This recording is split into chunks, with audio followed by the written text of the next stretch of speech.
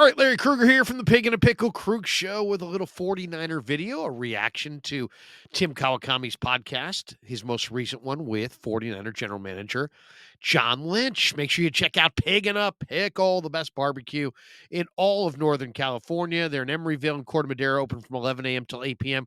or until they run out. Pig in a Pickle, the best barbecue in all of Northern California.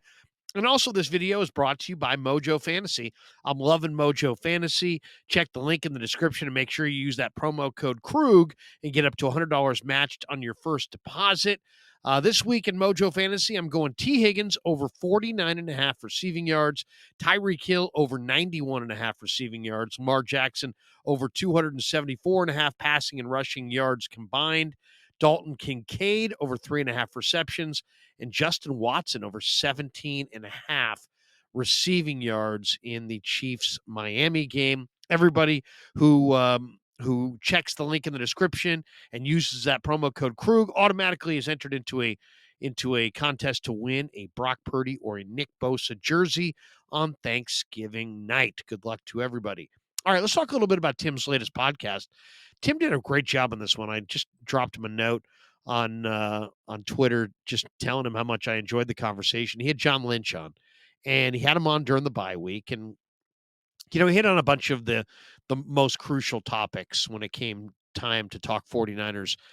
And Lynch said a number of things, and let's just get right down into it. Lynch mentioned how the Niners needed a reset and that the team is definitely a little bit tired, or they were a little tired heading into the bye, and he's excited about the rest of the season. And he kind of addressed the fact that Kyle said, "Hey, look, we look slow and we look tired." And Lynch admitted that the Niners were a half step slow to the punch against Cincinnati and that they were out physicaled by the Bengals. And that's something you just don't see a lot from the 49ers under this regime. They have not been out physical that often, but Lynch admitted against the Bengals, that's exactly what happened. Bengals beat them to the punch. They were just a little bit more physical. And now the Niners enter the bye week on a 3-game losing streak. And, then the topic switched to the trade deadline, and John admitted that they were looking at a variety of options at the deadline. They were really excited that they landed Chase Young. They feel he's a terrific player. And, whether Chase, they also understand that Chase Young is not some magic elixir, that they're not just going to inject Chase Young and they're going right to the top. They got to get back to who they are as a football team. And that's being physical and being on point, assignment sound, and everything that goes into being a winning football team. But he did add that Nick Bosa is a big fan of Chase Young, that he gave him the full endorsement, that the two of them played for Larry Johnson, who's a legendary coach there at Ohio State. And John commented how the trade deadline this year, that, the trades are getting harder and harder for the 49ers to complete because people see the impact of some of these trades that are made at the deadline, like last year's deal with McCaffrey. And because of it, there are more buyers than ever before. Everybody's trying to make that deal that kind of jumpstarts their season. Tim asked him a question that he didn't really answer. The question was there another deal that got close? John really didn't speak to that, other than to say they were chasing down a number of different things on a number of different fronts, and that he felt like he got Chase Young for a fair price, which I have to agree with. A compensatory third for Chase Young seems like almost a steal of a price.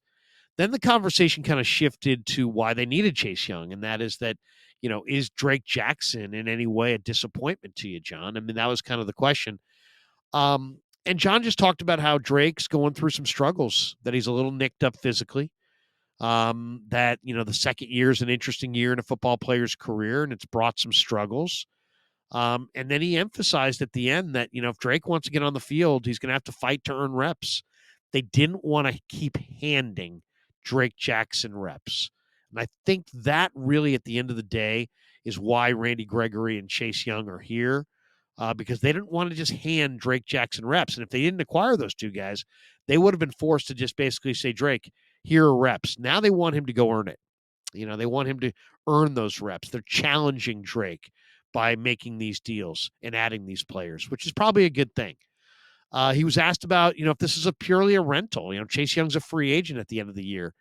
And, he was very candid, I thought. He said, we're open-minded to re-signing him. It may be difficult, but we never say never. And he kind of showed the mindset that they front office has, which is bring the players in and then just keep evaluating it as you go. And, if they can get him signed long term, they will. They understand that he'll have a burgeoning market in free agency, that it may be difficult to retain him, but they're not going to rule anything out. I think the bottom line is if Chase Young plays the kind of football they think he can play, they're going to make every effort to re-sign him. That's what I took away from it. Then the conversation shifted to Steve Wilks. And this I thought was really interesting because a lot of people are very critical right now of Steve Wilks.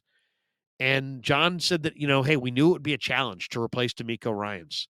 And then John also said that he really felt defensively, between the rush and the coverage and the timing of everything, that the Dallas game was like a perfect game from the standpoint of everything kind of came together. Um, and then, they got close in Cleveland. There was some sloppiness in that game. They felt like they ran into a real hot quarterback in Kirk Cousins in Minnesota. I think that was clear. Cousins carved him up. And then John admitted that the Cincinnati game just didn't look good and that it really has to change. He says that Steve has what it takes. He emphasized that the players really believe in Steve. He basically stated that, hey, look, Cousins and Burrow, tip your cap to those guys. They looked really good the last 2 weeks. But then he added at the very end, we do have to play better. So there's no doubt about that. And that's the bottom line. So the status quo will not be okay. He said that he was impressed when they interviewed Steve about his knowledge of defensive fronts. But he emphasized that, the status quo is not going to be good enough and they need to see improvement. Didn't say Steve was on the cutting block or he's got 3 weeks to get it together. Nothing like that. But, he acknowledged that this can't continue. They have to see improvement. Then the conversation switched to Brock Purdy. And, Tim basically asked him, hey, what have you learned about Brock? Obviously, he started great. And now that he's had a couple weeks where he struggled in the fourth quarter, give us your thoughts on Brock Purdy.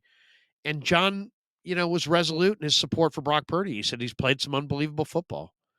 And then he emphasized the reality of the situation, which is that he knows and Kyle knows and Brock knows that Brock's got to do a better job of protecting the football. And it's as simple as that, that the hopes and dreams of the franchise rest on him and that he's got to do a better job of protecting the football. They're asking him to do an awful lot. He said he's thrilled that Brock's their quarterback. He says he stated a couple times, we really believe in this kid. We trust Brock a lot, but the message was clear. You got to protect the football better. He seemed to think that things will be on the uptick coming out of the bye with Trent Williams and Deebo Samuel back, that should help quite a bit. Then the conversation came to, what initially impressed him about Brock in the early days. And he said what caught his eye was that Brock was really, really good in a limited number of reps, and that it's sometimes very difficult to, to really play your best ball in a limited number of reps when you're first coming into the league. And he said that's what impressed him the most was that, he wasn't getting a lot of reps, 2-3 reps of practice, but in those reps, he was making the most of it and really letting it fly. And then he just talked about, kind of Brock's value proposition, which is he's a tremendous processor and he continues to play aggressive football. And that's what they like. He can process what he sees. The ball, for the most part, comes out on time and with accuracy, and he stays aggressive. So if there's a message, it's like, do what you do, stay aggressive, protect the football better. And I think all those things would, if Brock were sitting right here, that message would resonate with him, and he'd probably agree with every syllable. Then the contract extension that he just signed came up, and he just signed a new contract extension. Tim asked him, hey, is this kind of put TV on the back burner? And Lynch sounded very happy. He said, hey, I'm right where I want to be right now. TV remains open to me, but I'm really invested in this team. And then one of the things that I really loved in this interview is that John, if he doesn't have enough motivation enough with everything that goes into building a football team, being the general manager, being the architect, being in the fire, so to speak. He said it really motivates him to see guys like Joe Montana and Ronnie Lott. It was alumni weekend this last weekend, and what it means to them to win Super Bowls, and it just adds to his resolve to get it done, which I think is as a longtime Niner fan, native San Franciscan, I think that's really cool. And then he emphasized, "Hey, man, I'm having fun. I'm having fun doing what I'm doing. And this is kind of where I want to be. Won't rule out TV. Who knows what the future holds? But he's having fun. He's motivated. He's rejuvenated, or the idea of winning Super Bowls. He's more than ever. He's focused on that when he sees the Montanas and the Lots and the greats that celebrate their Super Bowl championships and the pride they take in the organization. That serves as an additional motivator. And then Tim asked him to wrap it up, what's your favorite book? And he shouted out Sally Jenkins wrote a book called The Right Call, which I'll have to check it out. I'll have to check out that book as well. And he just talked about how it's about leadership, and Steve Young's got a role in it, and Tom Brady and Novak Djokovic, and just said it was an excellent book by Sally Jenkins, The Right Call. So Tim joked him about John Lynch, book club, kind of like the Oprah Winfrey book club. Anyway, hope you enjoyed the video. Thanks to Pig and a Pickle for being the title sponsor of the Krug Show. Great job, by the way, by Kawakami on that dialogue with Lynch. And thanks to Mojo Fantasy for sponsoring this video as well. Check that link in the description. Make sure you use the promo code Krug, KRUEG, and get up to $100 matched on your first deposit. Everybody who does is automatically entered into a drawing to win a Bosa or a Purdy jersey on Thanksgiving night. And thanks to all you guys for supporting the Krug Show on YouTube.